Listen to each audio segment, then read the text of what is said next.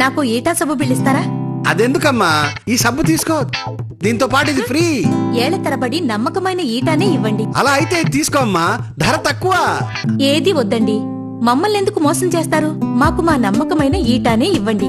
శభాష్ అమ్మా, ఏళ్ల తరబడి నమ్మకమైన ఈటానే ఇస్తాను. అయితే మాకు ఈటానే ఇవ్వండి. ఏళ్ల తరబడి నమ్మకమైన సోప్ ఈటా సోప్. అల్పుడెప్పుడు పలుకు నాడంబరముగాను. అమ్మా, దీని అర్థం ఏమిటి? దీనికి అర్థం ఏమిటంటే, నిజంగా శక్తివంతులు, పరిజ్ఞానం ఉన్నవాళ్లు మాటలతో కాక చేతల్నే చూపిస్తారని. ఓహో. ఎలాగంటే మన ఈటా సబ్బులాగా మార్కెట్లో ఎన్ని సబ్బులొచ్చినా కేవలం తన గుణాన్ని నమ్ముకుని ఏళ్ల తరబడి రారాజుగా నిలిచింది కాబట్టి. అలాగా అమ్మా. ఏళ్ల తరబడి నమ్మకమైన సోప్ ఈటా సోప్.